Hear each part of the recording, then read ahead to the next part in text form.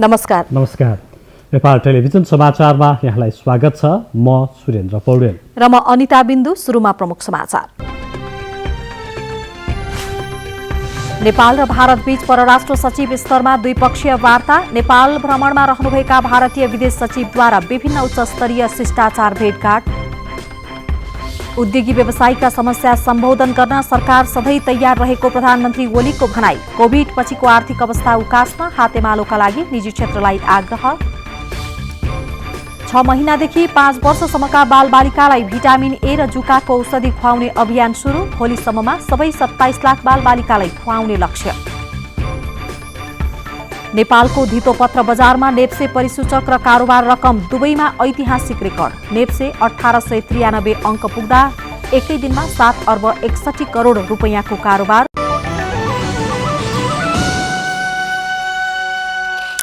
समाचार विस्तारमा। राष्ट्रपति विद्यादेवी भण्डारीसँग भारतका विदेश सचिव हर्षवर्धन श्रृङ्गलाले आज साँझ शिष्टाचार भेटघाट गर्नुभएको छ। नेपालको 2 दिने भ्रमणका क्रममा विदेश सचिव श्रृङ्गला काठमाडौँमा हुनुहुन्छ। राष्ट्रपति भवन शीतल निवासमा राष्ट्रपति भण्डारीसँग भारतीय विदेश सचिवले शिष्टाचार भेट गर्नुभएको हो।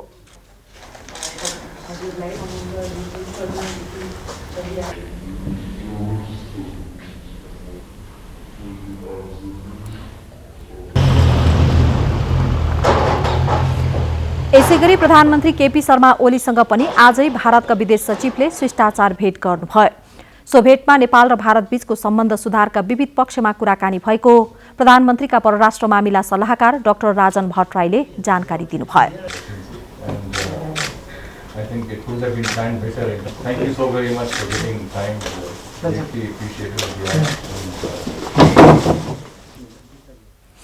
नेपाल र भारत बीच परराष्ट्र सचिव स्तरमा आज द्विपक्षीय वार्ता भएको छ।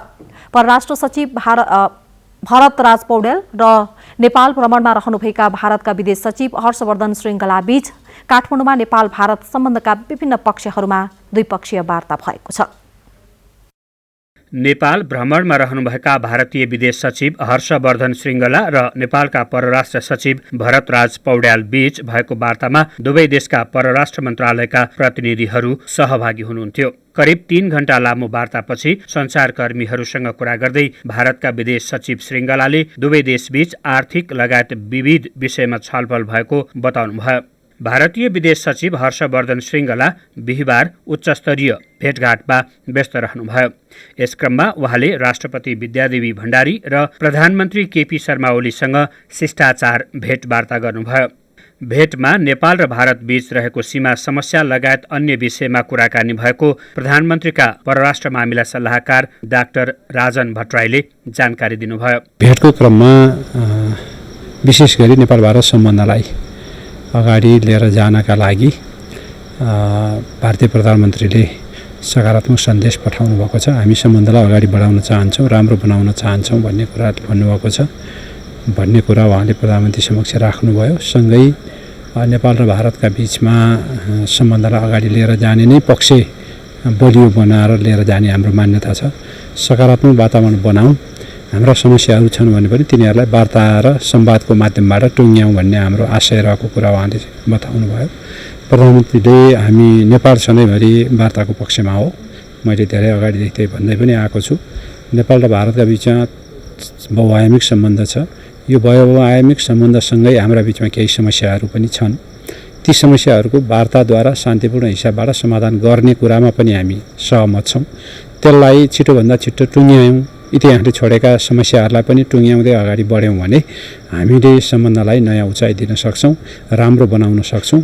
मलाई विश्वास छ भारतीय प्रधानमन्त्रीले र मेरा बिचमा यी विषयहरूमा आधारभूत रूपमा सहमति छ। ती सहमतिका साथ अगाडि बढ्ने हाम्रो चाहना रहेको कुरा उहाँले राख्नुभयो। सीमा लगायतका विषयहरू जुन इतिहासले छोडेका विषयहरू हुन्, ती इतिहासले छोडेका विषयहरूलाई आजको युग सुहाउँदो बनाऊँ।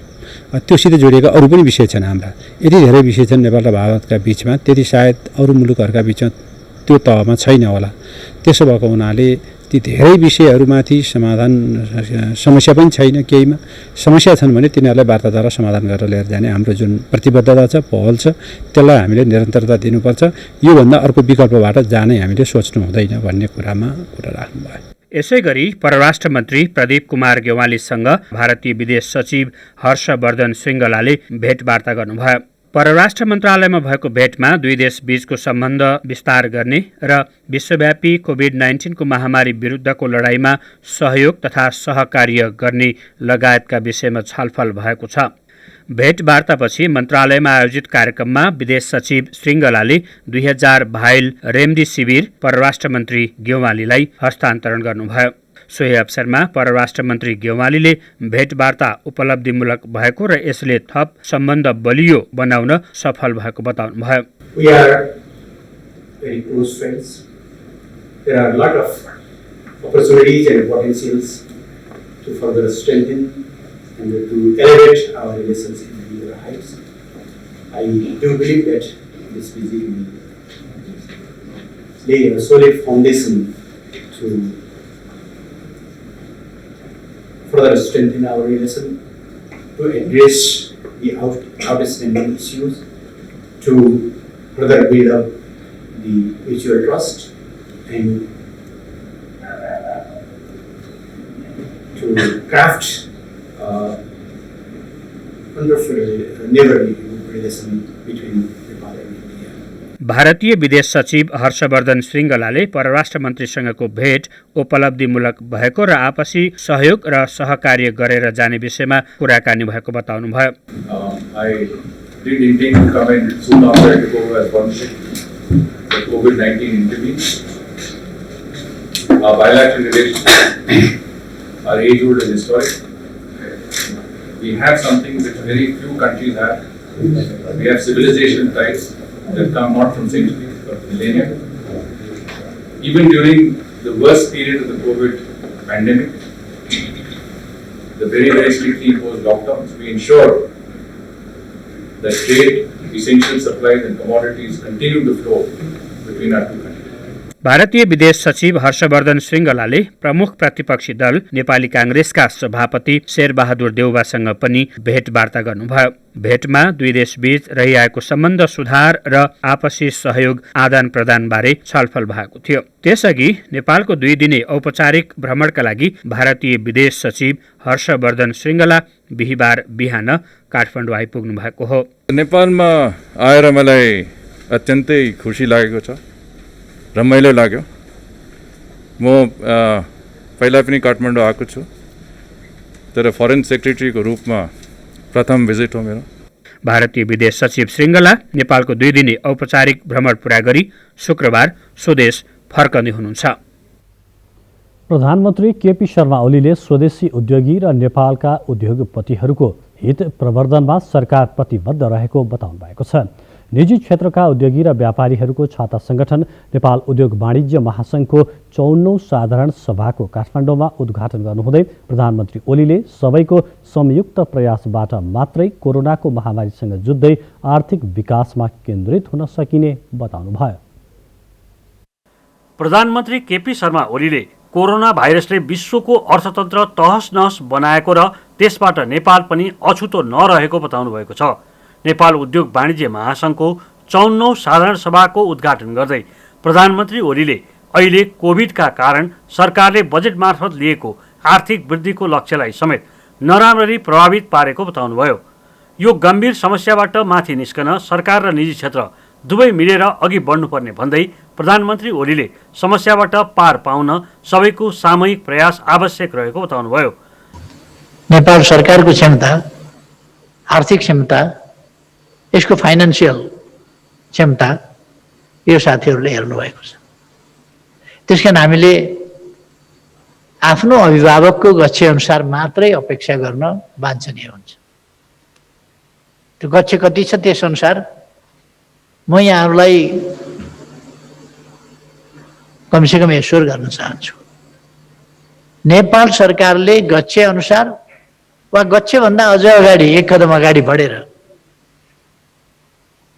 यहाँहरूलाई साथ सहयोग पुर्याउनका लागि सहयोगको हात बढाउनेछ।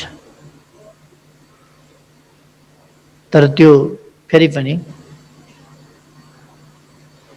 सीमितै हुनेछ, किनभने हामीसँग त्यस्तो रिजर्भ सेभिङ्स त्यस्तो स्थिति चाहिँ छैन। यस्तो विषम परिस्थितिमा पनि निजी क्षेत्रले उच्च मनोबलका साथ काम गरेर प्रविधिको अधिकतम प्रयोग मार्फत आफ्नो व्यवसाय सञ्चालन गरेको भन्दै प्रधानमन्त्रीले निजी क्षेत्रको प्रशंसा समेत गर्नुभयो। खास गरी यस्तो इनोभेटिभ काममा युवा व्यवसायीहरूको ठूलो जमात सक्रिय रहेको भन्दै उहाँले यो देशका लागि खुसीको कुरा भएको बताउनुभयो। सो अवसरमा उद्योग वाणिज्य महासङ्घका अध्यक्ष भवानी राणाले कोरोनाका कारण नेपालको आर्थिक क्षेत्र असाध्यै नराम्ररी प्रभावित भएकोले कसरी अगाडि बढ्ने भन्नेमा निजी क्षेत्र समेत अन्योलमा रहेको बताउनुभयो। राष्ट्रिय गौरवका योजनाहरू समयमा नसक्दा मुलुकले निकै ठुलो आर्थिक क्षति भोग्नु परेको छ। वर्षदेखि सुरु भएका तर समयमा नसकेका यस्ता भौतिक आयोजना फास्ट ट्र्याकबाट सम्पन्न गर्न खास गरी हाम्रा सम्माननीय प्रधानमन्त्री ज्यूको जुन भावनाहरूतर्फ हामी सम्मान गर्न चाहन्छौँ। कार्यक्रममा महासङ्घका पूर्व अध्यक्षहरू र महासङ्घका प्रदेश अध्यक्षहरूलाई सम्मान गरिएको थियो। महासङ्घको नयाँ नेतृत्व वर्तमान वरिष्ठ उपाध्यक्ष शेखर गोल्छाले सम्हाल्नुहुनेछ। त्यसैगरी आगामी वरिष्ठ उपाध्यक्षका लागि वर्तमान उपाध्यक्षद्वय चन्द्रप्रसाद ढकाल र किशोर प्रधानको समूह आफ्नो टिमसहित निर्वाचनमा होमिएको छ। महासङ्घको निर्वाचन आगामी शनिबार काठमाडौँमा हुँदैछ। प्रदीप चापागाई, नेपाल टेलिभिजन। प्रधानमन्त्री केपी शर्मा ओलीले सामाजिक सुरक्षा सामाजिक जीवनको समाज सञ्चालनको अभिन्न अङ्गको रूपमा रहेको बताउनु भएको छ। सामाजिक सुरक्षा दिवसको सन्दर्भमा आज एक सन्देश दिनुहुँदै प्रधानमन्त्री ओलीले नेपालमा पछिल्लो समय कार्यान्वयनमा आएको योगदानमा आधारित सामाजिक सुरक्षाको अवधारणा निकै महत्त्वपूर्ण रहेको बताउनुभयो। सामाजिक सुरक्षा हाम्रो सामाजिक जीवनको, राज्य सञ्चालनको, समाज सञ्चालनको एउटा अभिन्न अङ्गको रूपमा त्यसलाई बुझिरहेका छौँ र तदनुसारको व्यवहार गरिरहेका छौँ। हरेक नागरिक सचेत हुनुपर्दछ र आफूले सामाजिक सुरक्षाको सन्दर्भमा योगदान पनि गर्नुपर्दछ भनेर योगदानमा आधारित सामाजिक सुरक्षाको एउटा नयाँ र उन्नत अवधारणाको पनि सुरुवात भएको छ। हामीले यस चेतनाको स्तरोन्नतिलाई नयाँ युगको प्रारम्भ पनि भन्यौँ, एउटा नयाँ जमानाको सुरुवात। प्रधानमन्त्री ओलीले अब कुनै पनि नेपाली नागरिकले एक्लो र असहाय महसुस गर्नु नपर्ने उल्लेख गर्नुहुँदै सबै नागरिकका साथमा सरकार रहेको स्पष्ट पार्नुभयो। सरकार सामाजिक सुरक्षाको बृहत र परिपूर्ण अवधारणालाई अगाडि बढाउन, व्यवस्थित ढङ्गले सञ्चालन गर्न र त्यसलाई पूर्णता दिन प्रतिबद्ध रहेको कुरा म यहाँहरूलाई अवगत गराउन चाहन्छु। अब कसैले अनाथ भएँ भन्नु पर्दैन। अनाथ हुनु दुःखको कुरा हो, तर अनाथ भएर मैले अभिभावकत्व पाइनँ भन्ने स्थिति अब हुने छैन। अब मेरो रेखदेख गर्ने कोही छैन भन्ने अवस्था हुने छैन। मेरो सहारा कोही छैन भन्ने अवस्था हुने छैन। त्यसका निम्ति राज्य छ, त्यसका निम्ति सरकार छ। यो सरकार जनताको सरकार, सामाजिक न्याय र समानता सहितको समृद्धिको यात्रामा हिँडेको सरकार, सुशासन र विकासको अभियानमा लम्किरहेको सरकार, देश र जनताप्रति निष्ठा र प्रतिबद्धता भएको सरकार। यस सरकारले कसैलाई पनि एक्लो छोड्दैन। पछिल्लो 24 घण्टामा नेपालमा 1614 जना कोरोना संक्रमित थपिएका छन्। यो सँगै सक्रिय संक्रमितको संख्या 16,793 जना पुगेको र हालसम्म नेपालमा कोरोना संक्रमितको संख्या 2,27,640 पुगेको छ। काठमाडौँ उपत्यकामा मात्रै 785 जना कोरोना संक्रमित थपिएका छन्, जसमध्ये काठमाडौँमा 620 जना, भक्तपुरमा 51 जना र ललितपुरमा 114 जना नयाँ संक्रमित रहेका छन्। यसैगरी गएको 24 घण्टामा 1437 जना भने संक्रमणमुक्त भएका स्वास्थ्य तथा जनसङ्ख्या मन्त्रालयले जनाएको छ। हालसम्म संक्रमणमुक्त हुनेको संख्या 2,09,435 पुगेको छ। त्यसैगरी पछिल्लो 24 घण्टामा कोरोना संक्रमणबाट 23 जनाको मृत्यु भएको छ। यो सँगै कोरोनाबाट मृत्यु हुनेको संख्या 1412 जना पुगेको छ। हाल देशभर 333 जना आइसियुमा उपचाररत छन् भने 56 जनाको भेन्टिलेटरमा राखेर उपचार भइरहेको पनि स्वास्थ्य मन्त्रालयले जनाएको छ। संघीय संसद अन्तर्गतको संसदीय सुनवाई समितिले संवैधानिक आयोगहरूमा रहेका रिक्त पद पूर्तिका लागि सरकारलाई निर्देशन दिएको छ। सिंहदरबारमा आज बसेको समिति बैठकले विभिन्न संवैधानिक आयोगमा पदाधिकारी नियुक्त नहुँदा कार्य सम्पादनमा समस्या देखिएको भन्दै आयोगहरूमा रहेका रिक्त पद पूर्तिका लागि सरकारलाई निर्देशन दिएको हो। त्यस्तै बैठकले समानुपातिक र समावेशी रूपमा संवैधानिक र राजनैतिक पदहरूमा हुने नियुक्ति गर्नका लागि आवश्यक कानुन बनाउन पनि सरकारलाई निर्देशन दिएको समितिका सभापति लक्ष्मणलाल कर्णले जानकारी दिनुभयो। जुन संविधानका संवैधानिक आयोगका खाली पदहरू सरकार त्यो पूर्ति भएको छैन र त्यो आयोग निकायहरू पूर्ति नभएको कारणबाट संविधान नै पूर्ण संविधानको पूर्णताको लागि पनि संविधानले कल्पना गरेका आयोगको निर्माण हुनुपर्ने नितान्त आवश्यक हुन्छ। बैठकमा परराष्ट्र मन्त्री प्रदीप कुमार गेवालीले पटक पटक प्रधानमन्त्रीले संवैधानिक परिषदको बैठक बोलाउँदा पनि कोरम नै नपुग्ने अवस्था समेत आएकोले पनि नियुक्तिमा ढिलाइ भएको हुन सक्ने भन्दै समानुपातिक र समावेशी रूपमा नियुक्तिहरू गर्न सरकार प्रतिबद्ध रहेको बताउनुभयो। एउटा जेन्डरबाट हुँदा हुनाले आफू जेन्डरको गर्नुपर्ने एउटा अवस्था पनि छ। अब प्रतिपक्ष दलहरूको तर्फबाटै आउनु पर्यो।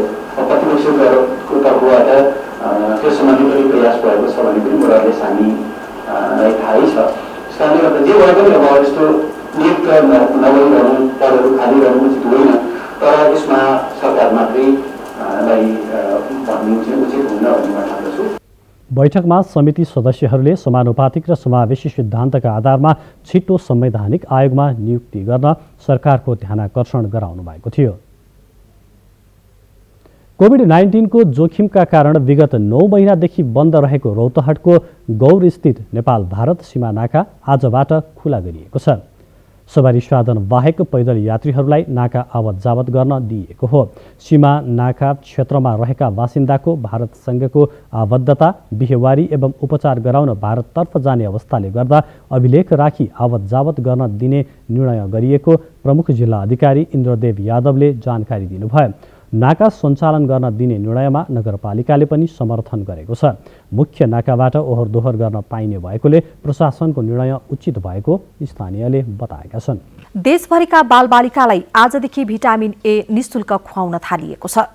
6 महिनादेखि 59 महिनाका 27,18,000 बालबालिकालाई आज र भोलि भिटामिन ए खुवाउन अभियान सञ्चालन गरिएको स्वास्थ्य सेवा विभाग महिला कल्याण महाशाखा पोषण शाखाका जनस्वास्थ्य अधिकृत कल्पना पाण्डेले बताउनुभयो।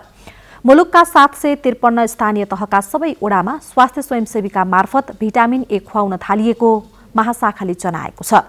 कुपोषणबाट बचाउन भिटामिन ए कार्यक्रम लागू गरिएको हो। भिटामिन ए सँगै जुकाको औषधि र भिटामिन पनि बालभिटा पनि खुवाइएको छ। अभियानका करिब 52,000 स्वयंसेविका परिचालित भएको स्वास्थ्य सेवा विभागले जनाएको छ। सञ्चार तथा सूचना प्रविधि मन्त्री पार्वत गुरुङले सत्ता र शक्तिका लागि सरकारको नेतृत्व परिवर्तन नहुने बताउनु भएको छ। काठमाडौँमा आयोजना गरिएको एक कार्यक्रममा सरकारका प्रवक्ता समेत रहनुभएका मन्त्री गुरुङले समृद्ध नेपाल र सुखी नेपालीको सपना साकार पार्न इमानदारीका साथ सरकार अगाडि बढिरहेको बेला सबै एकजुट हुनुपर्नेमा उहाँले जोड दिनुभयो। सञ्चार तथा सूचना प्रविधि मन्त्री पार्वत गुरुङले कुनै व्यक्ति वा समूहको स्वार्थका निम्ति सरकारको नेतृत्व परिवर्तन नहुने बताउनु भएको छ। विष्णु लक्ष्मी साहित्यिक पुरस्कार समिति र भीमेश्वर नगरपालिका दोलखाले काठमाडौँमा आयोजना गरेको पुस्तक विमोचन कार्यक्रममा मन्त्री गुरुङले आफूहरू परिवर्तन हुन तयार रहेको तर सत्ता र शक्तिकै लागि सरकारको नेतृत्व परिवर्तन नहुने स्पष्ट पार्नुभयो। कोरोना महामारी जस्तो सङ्कटको समयमा सरकारको नेतृत्व गरिरहेको नेकपाभित्रै विवाद हुनु दुःखद भएको बताउँदै सरकारले जनताको भावना अनुसार काम गरिरहेकोले सकारात्मक सोचका साथ सरकारलाई सहयोग गर्न मन्त्री गुरुङले आग्रह समेत गर्नुभयो। सरकारका प्रवक्ता समेत रहनुभएका मन्त्री गुरुङले दोलखा जिल्ला स्थित दोलखा फिल्मी सिटीको संस्थागत विकासमा सरकार लागि पर्ने बताउँदै पारदर्शिता र समाज रूपान्तरणका निम्ति सर्जकहरूको भूमिका अतुलनीय हुने विचार व्यक्त गर्नुभयो। अहिलेको सरकारप्रति जसरी भ्रमहरू सिर्जना भइरहेको छ, जुन ढङ्गबाट सरकारप्रति र पार्टीकै प्रतिपक्ष जन्मेर जुन किसिमको विरोधहरू हामी सुनिरहेका छौँ, यो पक्कै पनि यो दुःखद कुरा हो। यो नेपालको इतिहासको निम्ति, नेपाल कम्युनिस्ट पार्टीको निम्ति, नेपाली जनताको निम्ति दुर्भाग्यको कुराहरू पनि हुन्। कोभिडको बेलामा, सङ्कटको बेलामा त हामी सबै सत्ता पक्ष प्रतिपक्ष एकताबद्ध हुने एउटा हामी सबैले त्यो खालको एउटा सकारात्मक सोच्छौँ।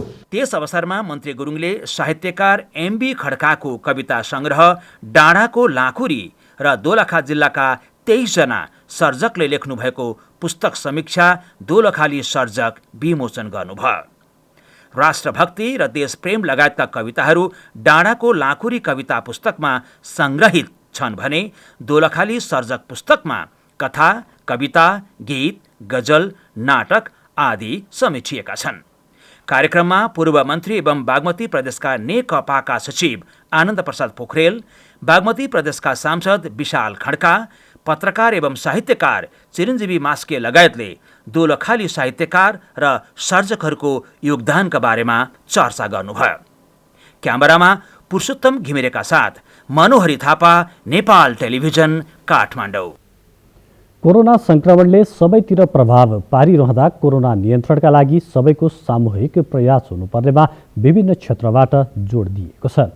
यसै क्रममा आज राजधानीमा आयोजित एक कार्यक्रममा शहरी विकास राज्यमन्त्री रामवीर मानन्धर सहितका सहभागी वक्ताहरूले कोरोनाको संक्रमणलाई साधारण रोग नठानी यसबाट बच्न सबै सजग र सतर्क हुनुपर्ने बताउनुभयो।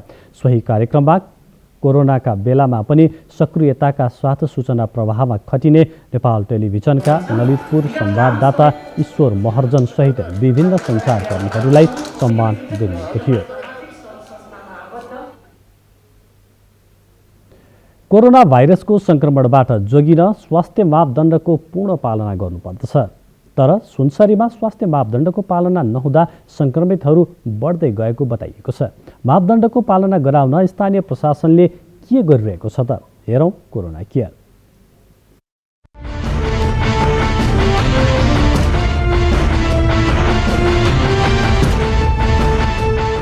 पछिल्ला दिनमा सुनसरीमा कोरोना भाइरसका संक्रमितहरू बढेका छन्। सुनसरीमा हालसम्म 7,587 जनामा कोरोना पुष्टि भएकोमा 5,044 जना निको भएर घर फर्केका छन्।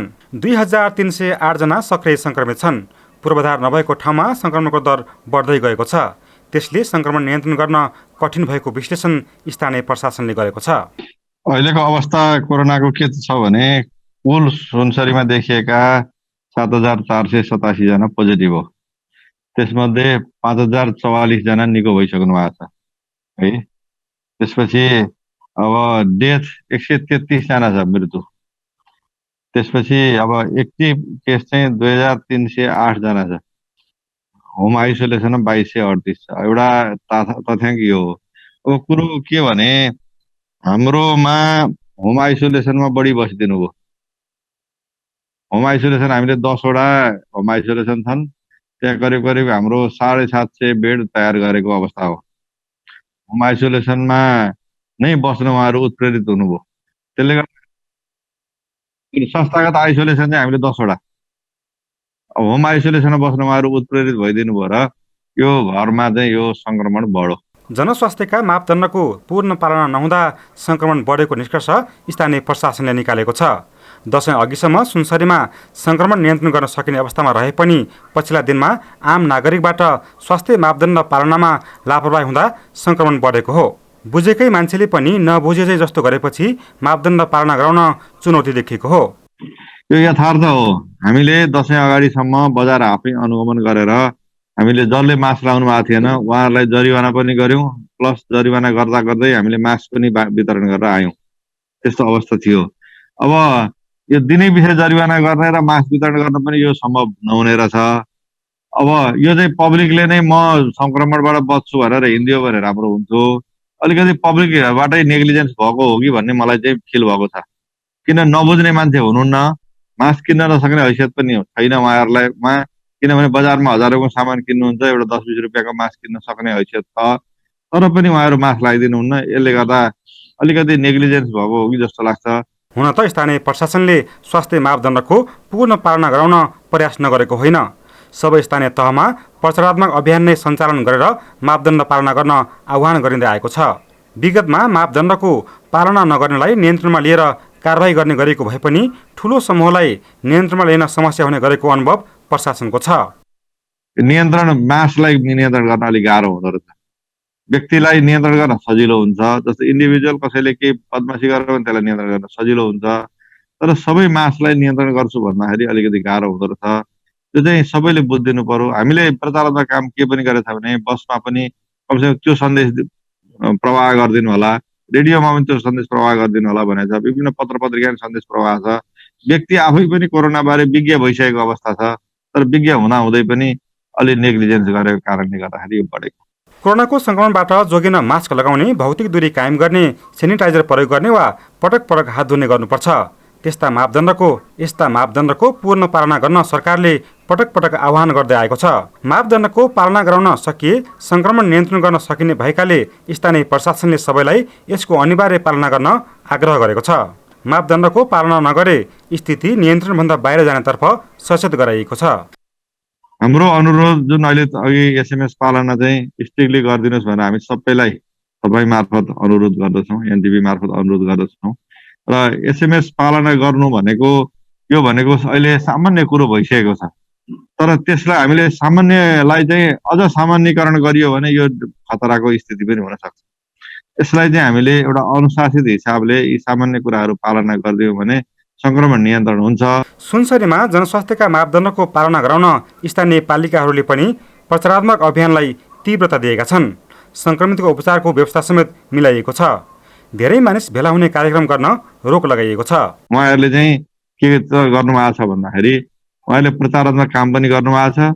कहीँ मास लेभलमा कहीँ अब बिरामी हुनुभएको छ भने त्यसलाई ट्रिटमेन्ट गर्ने के गर्ने भनेर चाहिँ उहाँहरू त्यसमा पनि लाग्नु भएको छ। त्यसपछि हाम्रो सबभन्दा चुनौतीपूर्ण अवस्था चाहिँ सब व्यवस्थापन हुन सक्छ। हामीले आफै दुईवटा सब वाहनको व्यवस्था गरेर धरानमा एउटा, इनरमा एउटा सब वाहन व्यवस्था गरेर सम्पूर्ण इन्टरनल्ली त्यो सब वाहनका धेरै कुराहरू हुँदो रहेछन्। ती सबै गर्नलाई उहाँहरूले उत्प्रेरित गर्नुभएको छ। र हामीले यहाँ सब अब हुन त परम्परागत सांस्कृतिक कर्म अनुसार हामीले पाउनुपर्छ भन्ने माग पनि छ। तर हामीले यहाँ अलि रिस्क सम्झेर यहाँ अलि हस्पिटल पनि ठुलो हस्पिटल, धेरै मान्छे मर्नु भएको अवस्था पनि छ। त्यसले गर्दाखेरि हामीले त्यसलाई चाहिँ गाड्ने नै व्यवस्था गरेको छ। संक्रमणबाट जोगिन व्यक्ति स्वयं सचेत हुनुपर्छ। त्यसका लागि प्रत्येक व्यक्तिले सरकारले निर्धारण गरेका जनस्वास्थ्यका मापदण्डको पूर्ण पालना गर्नुको विकल्प छैन।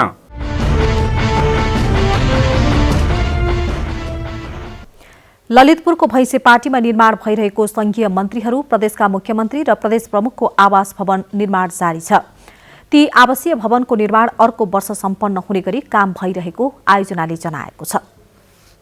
ललितपुरको भैँसीपाटीमा संघीय मन्त्रीहरू र प्रदेश मन्त्रीहरूका लागि आवासीय भवन निर्माणको काम निरन्तर भइरहेको छ। कोभिड-19 का कारण काममा केही अवरोध आए पनि हालसम्म 35% काम सकिएको छ। संघीय मन्त्री, राष्ट्रिय सभाका अध्यक्ष र उपसभामुखका लागि 97 रोपनी जग्गामा 24 वटा आवासीय भवन बनाइँदैछ। त्यसैगरी सँगै रहेको 27 रोपनी जमिनमा बागमती प्रदेशका मुख्यमन्त्री र मन्त्रीहरूका लागि 14 वटा भवनको पनि निर्माण भइरहेको छ। नेपाली कलात्मक शैलीमा निर्माण हुने एकै नासका आवासीय भवन 2.5 तल्लाका हुनेछन्। भवन वरिपरि व्यवस्थित पार्किङ, पौडी पोखरी, व्यायामशाला, एउटा हेलिप्याड, सभा हल र बगैँचा रहने भवन विभागका सहायक इन्जिनियर किरण विष्टको भनाइ छ। 27 वटा भवनलाई चाहिँ हामीले ए देखि जी सम्म ब्लकमा विभाजित गरेका छौँ। एबीसी अनि इएफजी यो 6 वटा ब्लकमा चाहिँ 24 वटा भवनहरू चाहिँ हाम्रो संघीय मन्त्रीहरूको लागि बन्दैछ। त्यसबाहेक डी ब्लकमा चाहिँ एउटा राष्ट्रिय सभा अध्यक्ष, एउटा राष्ट्रिय सभा उपाध्यक्ष र एउटा उपसभामुखको लागि चाहिँ भवन बन्दैछ। यहाँ चाहिँ सुविधा सम्पन्न हिसाबले हेलिप्याडदेखि लिएर जिम हलदेखि लिएर सबै मन्त्रीहरूका लागि चाहिने सुविधाहरू पनि यहाँ बन्दैछ। अब ती सबै आवासीय भवनको निर्माण 2078 साल मङ्सिर मसान्तसम्म सक्ने गरी काम भइरहेको छ। ईश्वर महर्जन, नेपाल टेलिभिजन, ललितपुर। अब आर्थिक समाचार। नेपालको धितोपत्र बजारमा आज कारोबार र नेप्से परिसूचक दुवैले ऐतिहासिक रेकर्ड बनाएका छन्। आज एकै दिन 7 अर्ब 61 करोड रुपैयाँको सेयर बिक्री भएको छ, खरिद बिक्री भएको छ र यो सँगै नेपालको शेयर बजारमा नेप्सेले अहिलेसम्मकै सर्वाधिक 1893 अङ्क छोएको छ। एक रिपोर्ट। बिहिबार नेप्से 18.43 अङ्कले बढेर 1893.24 बिन्दुमा पुगेको छ। बिहिबार कारोबार खुलेको केही समयमा नै नेप्से सूचक बढेर 1927 बिन्दुसम्म पुगेको भए पनि अन्तिममा बिक्री चाप केही बढ्दा पुनः 1893 बिन्दुमा झरेको हो। बिहिबार 201 कम्पनीको 1,71,88,000 किता शेयर 7 अर्ब 61 करोड 30 लाख रुपियाँमा खरिद बिक्री भएको छ। यो नेप्सेमा भएको हालसम्मकै उच्च कारोबार रकम पनि हो। 10% सम्मको गिरावटलाई अमेरिकी शेयर बजारमा करेक्सन मानिन्छ भने 10% भन्दा बढीले घटे बियरिस मान्छन्। यस्तै बियरिस बजारमा करेक्सन भई बजार 10% भन्दा बढीले बढे बुल सुरु भएको मानिन्छ। अमेरिकी शेयर बजारको यही मान्यतालाई आधार मान्ने हो भने अहिले नेपाली शेयर बजार बुलिस ट्रेन्डमा रहेको विश्लेषण भइरहेको छ। अहिले हाम्रो शेयर बजार चाहिँ बुलिस ट्रेन्डमा छ र यो 20% मात्र होइन, अहिले 60% भन्दा बढिसकेको छ यसको न्यूनतम बिन्दु 1098बाट। यसमा दुईटै कुराबाट हेर्न सकिन्छ। जस्तो जब शेयर बजार बढ्दै जान्छ त्यसमा पुराना लगानीकर्ताहरू मात्रै हुँदैन, त्यसमा नयाँ लगानीकर्ताहरू पनि थपिराखेका हुन्छन्। बढ्दो बजारले जहिले पनि नयाँ लगानीकर्ताहरूलाई आकर्षित गरिराखेको हुन्छ भने पुराना लगानीकर्ताहरूले पनि आफ्नो लगानी पोर्टफोलियोलाई बढाइराखेका हुन्छन्। ब्याङ्कको ब्याज दरमा आएको गिरावट र लगानीकर्ताले आफै अनलाइन मार्फत कारोबार गर्न सक्ने प्राविधिक सुविधा तथा कोरोना भाइरसले खुम्च्याएका लगानीका अन्य विकल्पको सकारात्मक प्रभावले नेपालको शेयर बजारमा लगानीकर्ता र लगानी रकम दुवै बढेको हो। रेकर्ड ब्रेक गर्दै शेयर बजार बढ्दो क्रममा रहे पनि यसको दिगोपना कति रहन्छ भन्ने पनि लगानीकर्ताको लागि मुख्य चासोको विषय बनेको छ। अहिले बजार जुन किसिमले बढिराखेको छ यो अवस्थामा लगानीकर्ताहरूले आफ्नो उद्देश्य के हो त्यो पहिला स्पष्ट पार्नुपर्ने हुन्छ। जस्तो कारोबार छोटो समयमा नाफा लिने हो या दीर्घकालीन लगानी गर्ने आफ्नो उद्देश्य हो, त्यो स्पष्ट भइसकेपछि त्यही किसिमले हामी कारोबार गर्न सक्छौँ। यदि विगतलाई आधार मान्ने र विगतको चक्रलाई हेर्ने हो भने अझै नेपालको शेयर बजार 3 वर्षसम्म बढ्ने देखिन्छ। शेयर बजार बढ्दो क्रममा रहँदा लगानीकर्ता हर्षित छन्, तर बढ्दो बजारमा लगानी गर्नु अघि लगानीकर्ता सजग र शेयर बजारका विभिन्न आयामबारे जानकार हुनु पनि उत्तिकै जरुरी छ। श्वेता सिन्हा, नेपाल टेलिभिजन, काठमाडौँ।